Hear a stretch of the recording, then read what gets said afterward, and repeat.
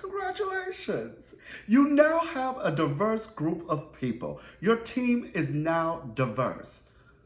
But wait, you can't rest on your laurels there. The work is not done. In fact, it's just beginning. You have to keep on maintaining and cultivating that culture, working at it to make sure that it remains healthy. And in this video, I'm going to give you 5 ways to continue to manage and cultivate a healthy and intentional diverse culture.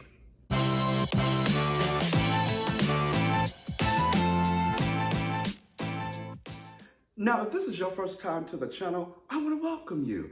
I am Dr. David Glover, and it is my mission to share moments that inspire leadership and self-development. So if that's you, click the subscribe button and press the bell so that you're notified every time a new video comes out. It comes out weekly. So while it is good that you now have this diverse set of team or organization, this culture that you have developed, you cannot afford to backtrack. You have to stay on top of it. And so I'm just going to give you 5 ways that you can do that. Number 1 is prioritize communication. Our communication is laden with hidden messages, subliminal messages, and all the alike. And we have to make sure that when we're sending out communications, especially when we're doing policies and rules and all of the handbooks, we want to read it again and analyze it with the filter on for diversity, making sure that it is devoid of anything that can be insulting, that can be condescending, that can be intrusive or subjective about any group of people. You want to make sure that the language, that even when you're sending out your emails, before you press send, make sure, just take another glance with your diversity lens and see, is this okay? Is there anything in here that can be a trigger that would send the wrong message, send a concurrent message or underlying message that can be not well received. So you want to make sure that all communication all across the board is maintaining the standard of ethical practice, okay? Number two, you want to treat every employee as their own individual. You want to make sure that you're being very conscious about talking to the individual, because grouping people and doing generalizations is very rife with stereotypes, and sometimes you have unconscious biases embedded in there where you're not really paying attention. So make sure that when you are talking and when you are handling, that you're not becoming so overwhelmed with groupings that you forget that they are an individual. Because face it, we all want to feel like we are particularly special. Even if it's 5,000 of us, it means something when the leader is able to call your name. Remember who you are personally. It makes you feel attached. It makes you feel a part. In psychology, they are called in groups and out groups. So when the leader treats you as an individual, you feel a part of the in group, which raises empirical data has shows that it raises your loyalty, your commitment, your buy-in, your productivity. But that comes when you are treated as an individual. So make sure that you are treating every individual according to the needs of that individual. That will go very well under situational leadership pattern, that you treat each person the way that it is best per person. And that can be very challenging. It can be a balancing act, but do the best that you can to make sure that you're itemizing each person, that you're making sure that you're not just grouping them all together, that you make sure that you are not just treating everybody the same, saying I'm doing equal treatment, which can actually be non-diverse because I'm not equal to the next person. So to treat me equal is not equitable. And that's what we want to be as an equitable leader. Number 3, we want to encourage working in diverse groups.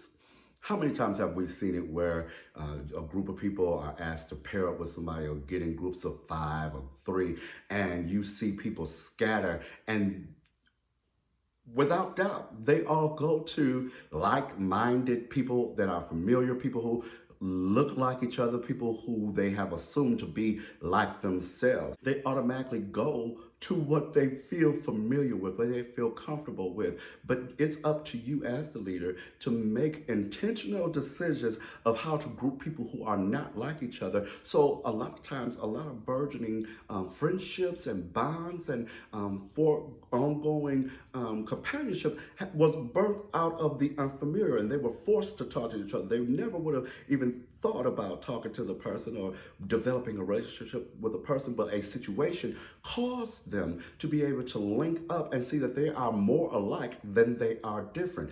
That is the way that all of us are. We are actually more alike than we are different. And if we allow those differences that are there, are able to help admonish each other, help build each other, help sharpen each other, help bring more wealth to each other. So when you intentionally put them in groups and pockets that are not all alike, you help diversity to be the culture. Number four.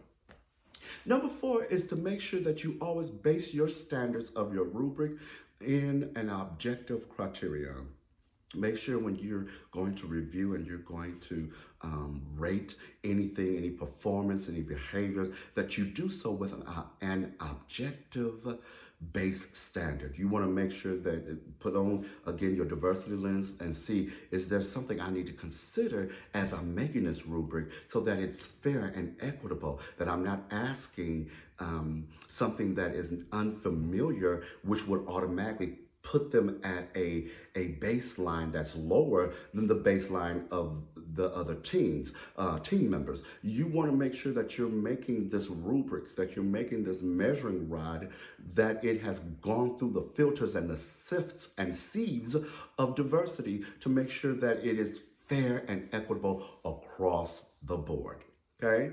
And number five, you want to feature activities that support diversity. So how you can do that is maybe in a team meeting, you have someone tell their favorite story of their background and go around the table where you now have learned a little piece about that person. That person has shared a little piece of them, and that immediately starts a bonding. That immediately starts an appreciation for a wealth of information and a wealth of diversity that's already in your team, that's already in your organization, that's already. So when you start allowing activities that feature the person and their diverse, their uniqueness, they feel appreciated. They don't have to hide. They can be more themselves, which frees up actually mental space and actual capacity to be innovative, to have more buy-in, to feel more part of a family instead of just 9 to 5 or whatever the hours are, organization.